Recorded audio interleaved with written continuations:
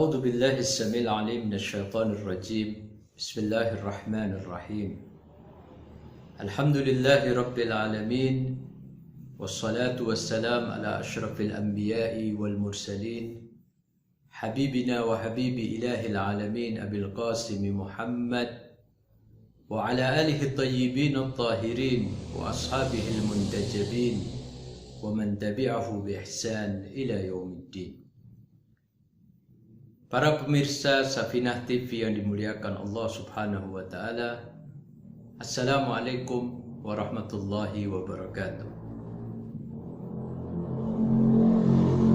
Kemerdekaan bangsa Indonesia yang baru saja kita peringati setelah 75 tahun kita merdeka merupakan sebuah anugerah besar dari Allah Subhanahu wa Ta'ala kepada bangsa Indonesia.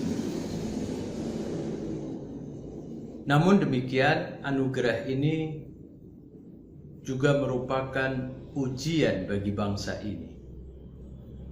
Disebut anugerah karena tidak ada suatu pencapaian yang tidak merupakan bantuan dan pertolongan dari Allah Subhanahu wa Ta'ala.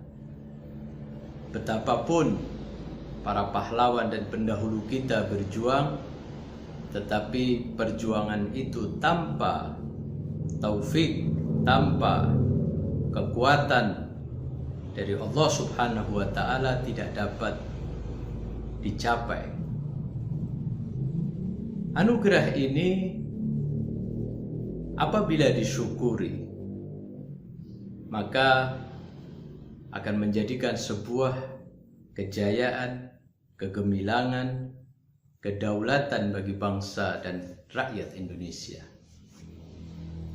Namun apabila anugerah ini tidak disyukuri, artinya bahwa rakyat Indonesia menyia-nyiakan kemerdekaan ini, tidak memeliharanya, tidak mengisi kemerdekaan ini dengan aktivitas-aktivitas dan kerja-kerja yang positif yang mendukung kemandirian dan kedaulatan bangsa ini, maka kemerdekaan ini lama-kelamaan akan memudar dan kita kembali terjajah.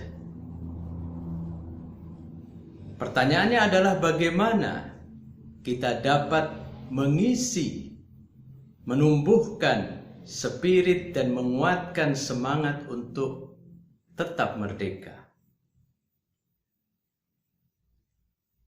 Untuk menjawab pertanyaan ini, tentunya kita harus belajar daripada manusia-manusia merdeka, para pejuang yang telah dapat meraih kemerdekaan dalam hidup mereka. Dalam sejarah dunia, khususnya sejarah Islam, kita telah mendengar ada sebuah peristiwa besar, peristiwa agung, peristiwa bersejarah yang di dalamnya terdapat tokoh besar dalam sejarah, di mana peristiwa ini tidak ada bandingannya, baik dari sisi nilai-nilai luhur, nilai-nilai kemanusiaan yang ditampilkan, maupun dari sisi nilai-nilai anti kemanusiaannya. Peristiwa itu yaitu peristiwa Karbala atau Asyura. Peristiwa Asyura adalah sebuah madrasah dan fakultas yang di dalamnya terdapat nilai-nilai keluhuran, nilai-nilai kemanusiaan, tapi sekaligus di dalamnya juga terdapat nilai-nilai anti keluhuran dan kemanusiaan. Nilai-nilai keluhuran ini ditampilkan oleh tokoh cucu seorang nabi, penghulu pemuda surga bernama Al-Husain bin Ali alaihissalam. Al-Husain beserta para sahabat yang bersama dan membela beliau menampilkan nilai-nilai yang amat menonjol dari sisi keimanan, kesetiaan, ketakwaan, keberanian, kemerdekaan, akhlak yang tinggi, sehingga menjadi teladan bagi setiap orang yang ingin mencapai keluhuran dan keimanan. Namun di lain pihak, para musuh-musuh yang memerangi Al-Husain, yang membunuh Al-Husain dan para sahabatnya, mereka menampilkan suatu nilai anti kemanusiaan, nilai kezaliman, nilai kekejian, nilai pengkhianatan, dan nilai-nilai negatif lainnya yang amat dibenci dan tidak disukai. Para pemirsa Safinah TV yang dimuliakan oleh Allah Subhanahu wa Ta'ala, Al-Husain sendiri memuji para sahabat dan keluarga yang mendukungnya.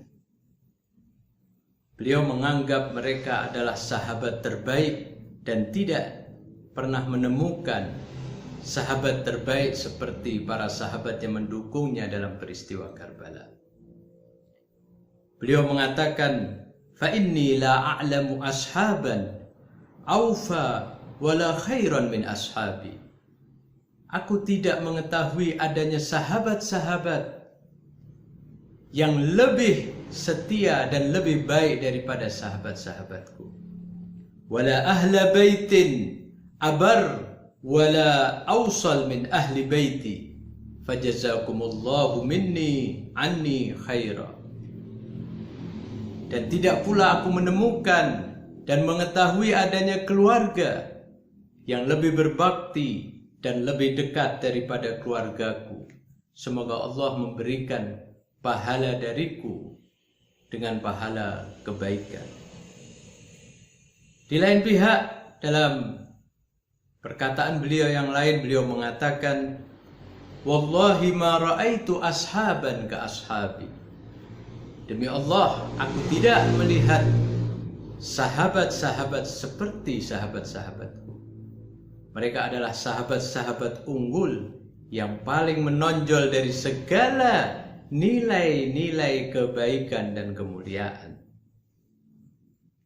Salah satu nilai dalam peristiwa Karbala yang amat menonjol adalah nilai kemerdekaan.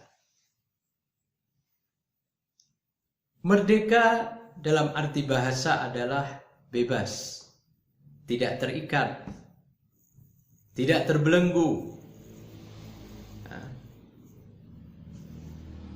lalu juga tidak bergantung. Ini arti bahasa.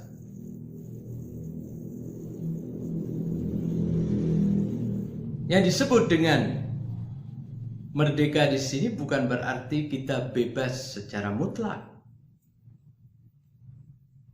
Bebas secara mutlak berarti tidak terikat dengan apapun. Bebas dari segala hal. Ini tidak mungkin bagi makhluk Allah Subhanahu wa Ta'ala sebagaimana manusia. Setiap makhluk Allah pada dasarnya, pada zatnya dia adalah membutuhkan Allah, bergantung kepada Allah. Mereka senantiasa terikat dengan Allah Subhanahu wa Ta'ala. Hanya Allah Subhanahu wa Ta'ala yang tidak membutuhkan kepada apapun, tidak bergantung kepada apapun, tidak terikat kepada apapun. Allah Subhanahu wa Ta'ala berfirman, "Antumul fuqara'u ilallah, wallahu huwal ghaniyyul hamid." Kalian adalah fakir dan senantiasa membutuhkan Allah. Allah Subhanahu wa Ta'ala lah yang maha kaya dan tidak membutuhkan segala sesuatu, lagi maha terpuji. Para pemirsa Safinah TV yang dimuliakan oleh Allah Subhanahu wa Ta'ala, manusia dan segala makhluk selalu tunduk kepada Allah, selalu patuh kepada Allah secara penciptaan. Semua alam semesta ini tunduk dan patuh kepada Allah Subhanahu wa Ta'ala. Bahkan raga manusia pun dan segala dimensinya tunduk. Dari sisi penciptaan, manusia dan semua makhluk lainnya adalah senantiasa patuh, tunduk kepada sistem Allah, kepada kehendak Allah Subhanahu wa Ta'ala. Namun dari sisi syariat, wilayah tasyri'iyah, Allah Subhanahu wa Ta'ala memberikan kebebasan kepada manusia, kebebasan memilih, kebebasan berkehendak. Allah Subhanahu wa Ta'ala zat yang memiliki otoritas mutlak dan memberikan syariat kepada manusia, memerintah dan melarang manusia. Allah Subhanahu wa Ta'ala adalah zat yang wajib dipatuhi, wajib ditaati secara mutlak. Ketika Allah Subhanahu wa Ta'ala adalah zat yang memiliki otoritas mutlak, maka di balik itu harus ada kepatuhan mutlak kepada Allah Subhanahu wa Ta'ala. Begitu juga wakil-wakil Tuhan di muka bumi, hamba-hamba pilihan Allah yang memiliki kesucian. Mereka memiliki otoritas mutlak yang diberikan Allah kepada mereka sebagai wakil Allah di muka bumi ini. Sebagaimana kita harus patuh mutlak kepada Allah, kita pun juga harus patuh mutlak kepada mereka. Karena mereka memiliki kewenangan dan hak otoritas yang diberikan Allah kepada mereka. Ketaatan kepada mereka, kepatuhan pada mereka adalah kepanjangan daripada kepatuhan pada Allah Subhanahu wa Ta'ala. Allah Subhanahu wa Ta'ala berfirman, "Innama waliyukumullah wa rasuluhu walladzina amanu alladzina yuqimuna as-salata wa yu'tuna az-zakata wa hum raki'un." Wali kalian, pemilik otoritas atas kalian adalah Allah dan Rasulnya dan orang-orang yang beriman, yang mereka melakukan salat dan memberikan zakat dalam keadaan rukuk. Dan itu berlaku pada Amirul Mukminin Ali bin Abi Thalib alaihissalam. Ikhwati al-izzah, para pemirsa Safinah TV yang dimuliakan oleh Allah Subhanahu wa Ta'ala. Karena manusia-manusia pilihan Allah, wakil-wakil Allah di muka bumi ini memiliki otoritas mutlak, maka dia harus ditaati pula secara mutlak. Al-Quranul Karim dalam ayatnya menyebutkan, "Atiullaha wa atiur rasula wa ulil amri minkum."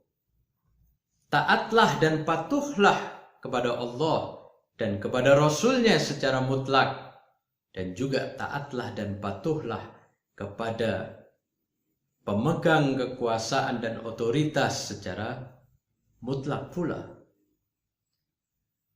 Kesucian yang mereka miliki meniscayakan kita untuk mematuhi mereka secara mutlak. Lalu kepatuhan yang bersifat terbatas juga berlaku kepada orang-orang yang memiliki otoritas dan kewenangan yang lebih terbatas.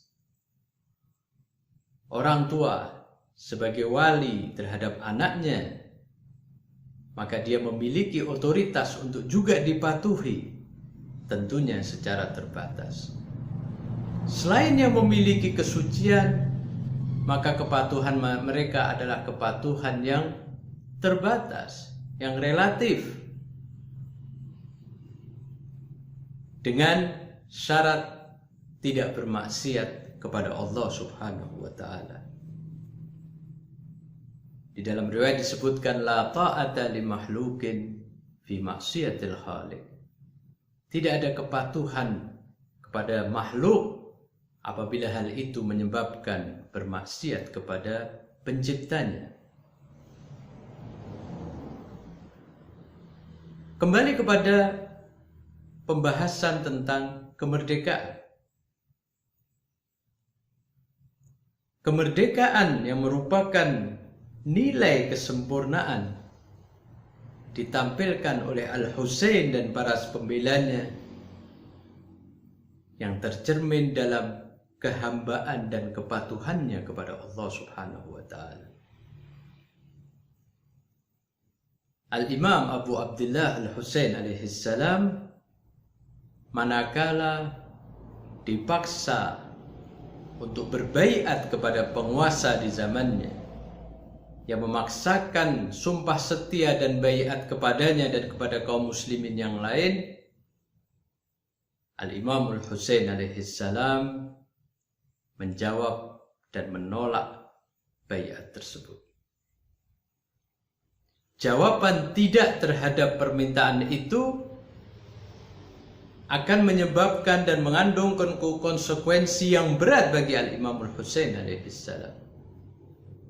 Sebab penguasa saat itu yaitu Yazid tidak memberi pilihan kepada Al-Imam Al-Husain kecuali apakah beliau berbaiat atau beliau akan dibunuh. Beliau akan menghadapi kematian. Namun sebagai bentuk kepatuhan kepada Allah, menjalankan tugas syar'i dari Allah, sebagai bentuk penghambaan kepada Allah, Al-Imam Al-Husain menolak baiat tersebut walaupun konsekuensinya adalah kematian. Beliau mengatakan mithli la yubayi'u mithlah. Sepertiku tidak akan berbaiat seperti Yazid. Hamba Allah, seorang hamba Allah yang taat seperti Al-Imam Al-Husain tidak mungkin akan berbaiat dengan seorang yang tidak memiliki otoritas, kelayakan untuk memimpin, tidak memiliki hak dan wewenang untuk memimpin. Apabila Imam Husain berbaiat, itu adalah pengkhianatan kepada Allah Subhanahu wa Ta'ala, dan itu tidak mungkin bagi diri seorang Al-Imam Al-Husain. Bahkan beliau mengatakan, ala inna da'i ibn ad-da'i qad rakkaza baina isnatain baina as-sillati wad-dhillah wa hayhata min ad-dhillah. Sungguhnya Ibnu Ziyad telah memaksakan kepadaku, memberikan kepadaku dua pilihan, menyudutkanku dalam dua pilihan, antara kematian dan kehinaan.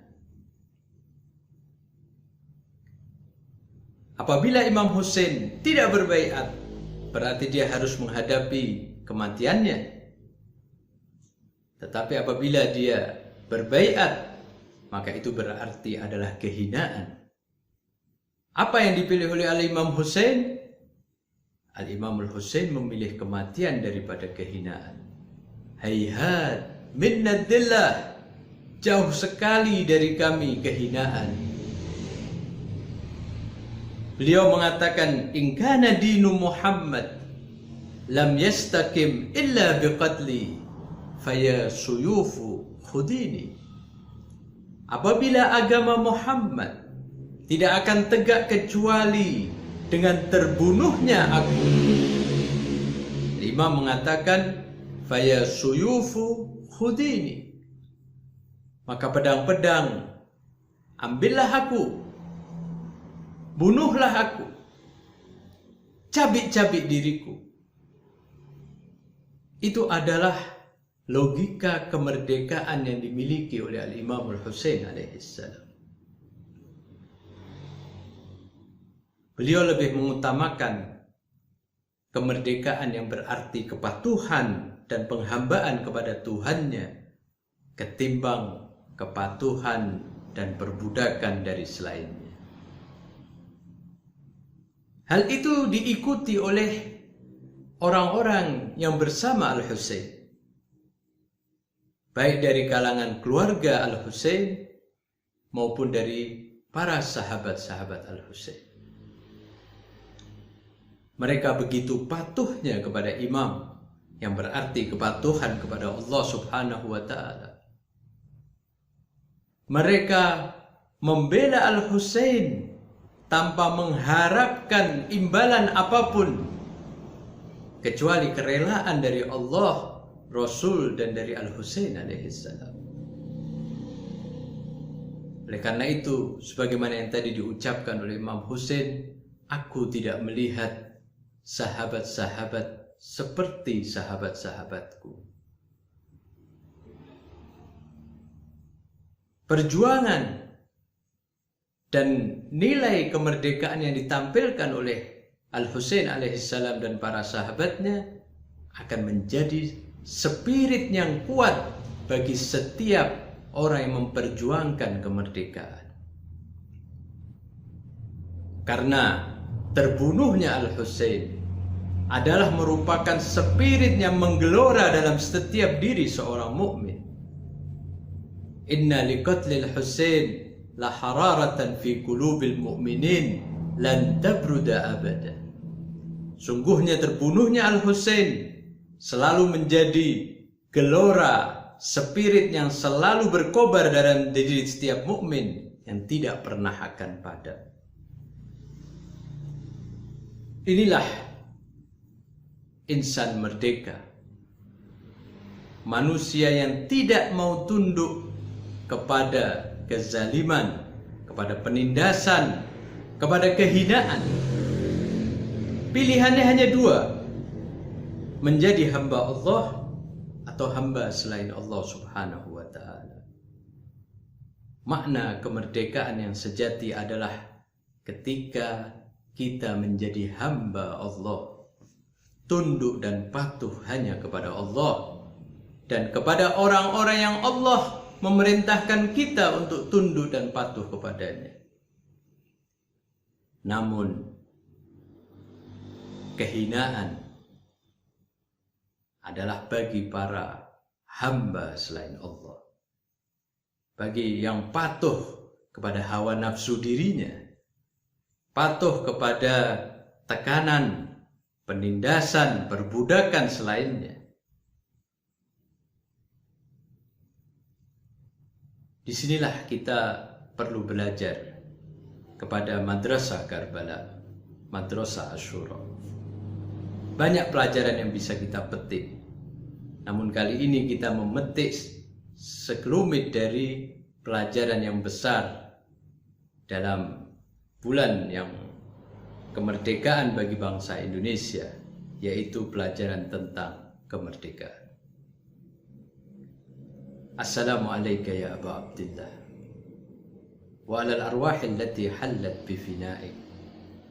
Alaika minni salamullah abadan ma baqitu wa baqiya al-lail wan nahar wa la ja'alahu Allah akhiral ahdi minni li ziyaratikum. Assalamu ala al-Husain wa ala Ali ibn al-Husain wa ala aulad al-Husain wa ala ashab al-Husain. Kita berdoa semoga saudara-saudara kita yang sakit, yang terjangkit virus COVID-19 segera disembuhkan oleh Allah Subhanahu wa ta'ala dan kita dibebaskan dari pandemi yang berkepanjangan. Para pemirsa Safinah TV yang dimuliakan oleh Allah, insyaallah hal ini bermanfaat bagi kita semua, dan jangan lupa untuk like dan komen serta subscribe-nya untuk Safinah TV, dan saya berharap semoga Allah Subhanahu wa Ta'ala memberikan taufiknya kepada kita semua. Wal afu minkum. Wassalamualaikum warahmatullahi wabarakatuh. السلام عليك يا أبا عبد الله، السلام عليك يا ابن رسول الله، السلام عليك يا ابن أمير المؤمنين وابن سيد الوصيين، السلام عليك يا ابن فاطمة سيدتي نساء العالمين، السلام عليك يا ثار الله وابن ثاره والوتر الموتور، السلام عليك وعلى الأرواح التي حلت بفنائك، عليكم مني جميعا سلام الله أبدا ما بقيت وبقي الليل والنهار. يا أبا عبد الله، لقد عظمت الرزية وجلت وعظمت المصيبة بك علينا وعلى جميع أهل الإسلام، وجلت وعظمت مصيبتك في السماوات على جميع أهل السماوات. فلعن الله أمة أسست أساس الظلم والجور عليكم أهل البيت، ولعن الله أمة دفعتكم عن مقامكم وأزالتكم عن مراتبكم التي رتبكم الله فيها. ولعن الله أمة قتلتكم، ولعن الله الممهدين لهم بالتمكين من قتالكم. برئت إلى الله وإليكم منهم ومن أشياعهم وأتباعهم وأوليائهم. يا أبا عبد الله، إني سلم لمن سالمكم وحرب لمن حاربكم إلى يوم القيامة. ولعن الله آل زياد وآل مروان، ولعن الله بني أمية قاطبة، ولعن الله ابن مرجانة، ولعن الله عمر بن سعد، ولعن الله شمرا، ولعن الله أمة أسرجت وألجمت وتنقبت لقتالك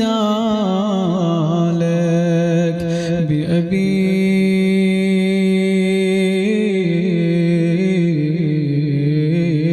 أنت وأمي، لقد عظم مصابي بك. فأسأل الله الذي أكرم مقامك أكرمني بك أن يرزقني طلب ثارك مع إمام منصور من أهل بيت محمد صلى الله عليه وآله. اللهم اجعلني عندك وجيها بالحسين عليه السلام في الدنيا والآخرة. يا أبا عبد الله إني أتقرب إلى الله وإلى رسوله وإلى أمير المؤمنين وإلى فاطمة وإلى الحسن وإليك بموالاتك وبالبراءة ممن قاتلك ونصب لك الحرب وبالبراءة ممن أسس أساس الظلم والجور عليكم. وأبرأ إلى الله وإلى رسوله ممن أسس أساس ذلك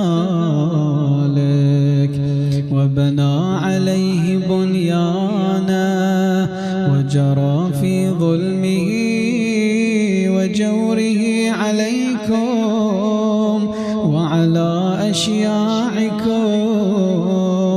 برئت إلى الله وإليكم منهم وأتقرب إلى الله ثم إليكم بموالاتكم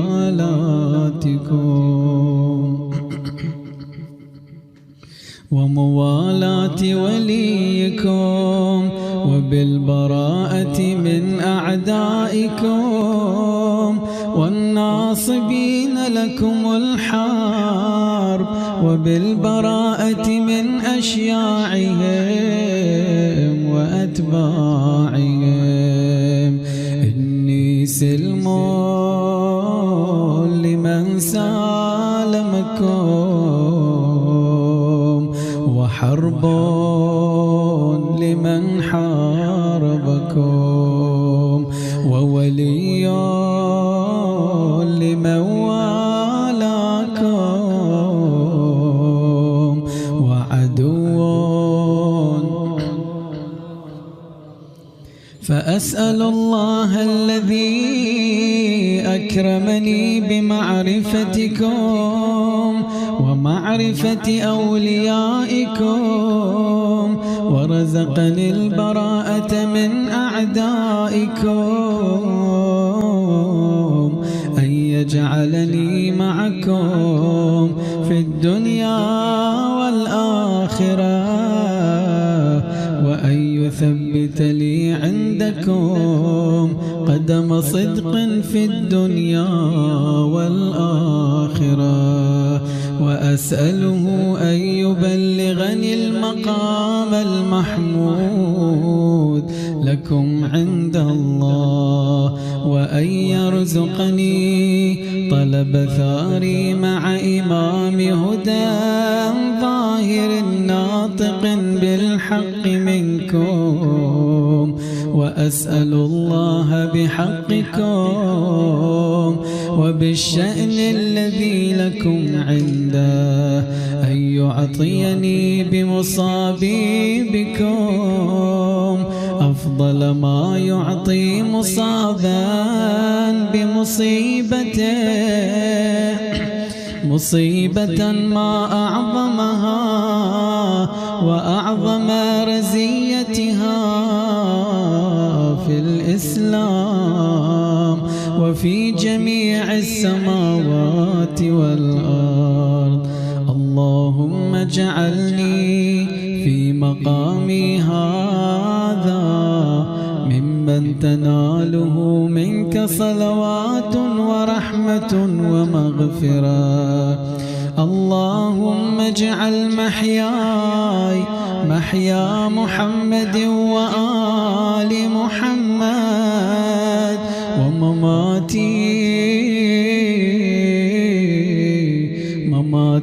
محمد وآل محمد. اللهم إن هذا يوم تبركت به بنو أمية وابن آكلة الأكباد اللعين ابن اللعين على لسانك ولسان نبيك صلى الله عليه وآله.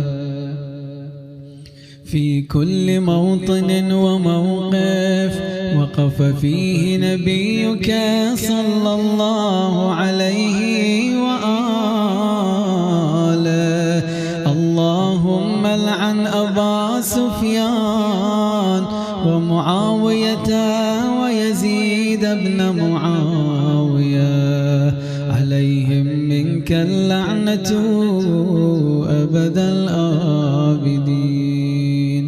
وهذا يوم فرحت به آل زياد وآل مروان بقتلهم الحسين صلوات الله عليه. اللهم فضاعف عليهم اللعن منك والعذاب الأليم.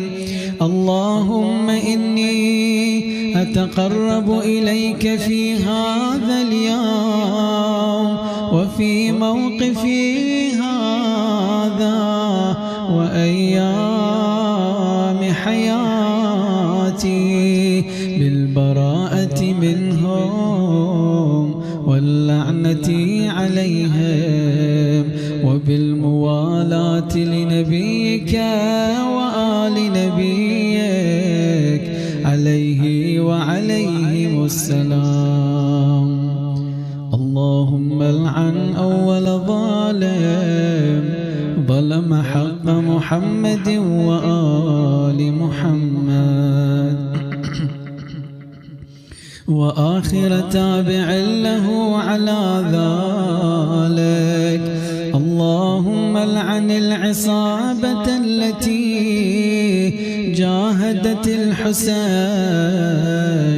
وشايعت وبايعت وتابعت على قتله. اللهم العنهم جميعا. السلام عليك يا أبا عبد الله وعلى الأرواح التي حلت بفنائك. عليك مني سلام الله أبدا ما بقيت وبقي الليل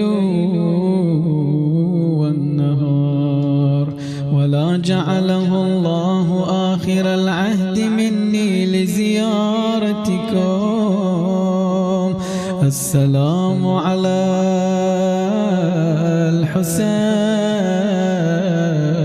الحسين وعلى علي بن الحسين وعلى أولاده وعلى أصحاب الحسين. اللهم خص أنت أول ظالم باللعن مني وابدأ به أولا ثم العن الثاني والثالث والرابع. اللهم العن يزيد خامسا والعن عبيد الله بن زياد وابن مرجان وعمر بن سعد وشمرا وآل أبي سفيان وآل زياد وآل مروان إلى يوم القيامة برحمتك يا أرحم الراحمين. وصل يا رب على محمد وآله